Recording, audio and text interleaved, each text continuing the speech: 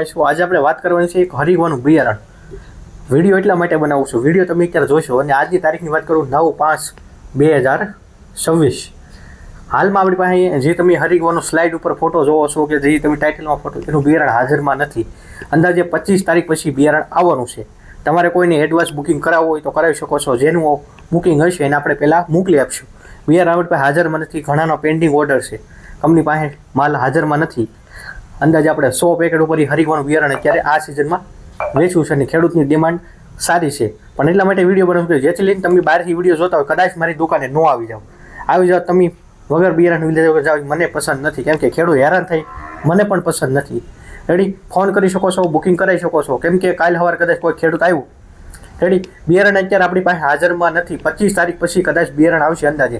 તો 25 તારીખ પછી તમે ફોન કરો અને પછી બિયારણ લેવા માટે આવો. કદાચ જો બિયારણ વહેલું આવી જશે તો હું તમને જાણ કરીશ કે હાલો હરિગવાનું બિયારણ આવડો આવી ગયું છે. પણ ખાસ એક નમ્ર વિનંતી છે, આ હરિગવાનું બિયારણ આપણી પાસે અત્યારે હાજરમાં નથી. 25 તારીખ બાજુ અંદાજે આવશે તો ત્યારે હું વિડીયોના માધ્યમથી યાદ રહે તો જાણ કરીશ. પણ તમે ખોટા હાફે પાફે ન થાવ એટલા માટે તમને જાણ કરું છું. બિયારણની ક્વોલિટી એક નંબર છે, વસ્તુ સારી છે. રેડી. બીજું એ કે આપણે ઘણો પાક બનાવે એની માટે એક દવા આપણી પાસે અવેલેબલ છે, પાણી સુધારવાની.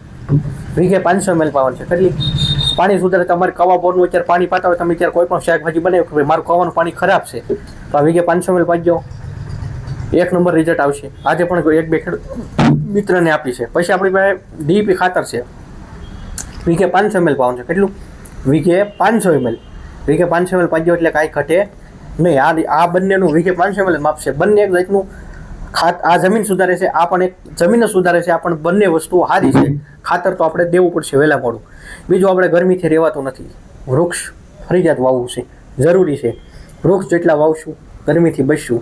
એસી કેટલાની આવે? 50,000, 40,000, 80,000.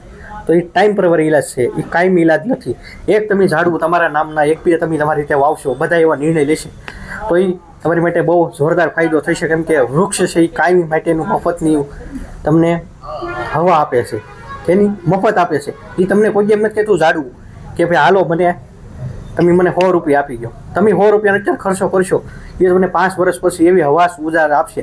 તો બધાની માટે ખાસ સૂચના છે મારી, વૃક્ષ વાવવું ફરજિયાત છે. સારું લાગ્યું તો કોમેન્ટ બોક્સમાં લખજો, નકર મળશું કાલે નવા વિડીયો સાથે.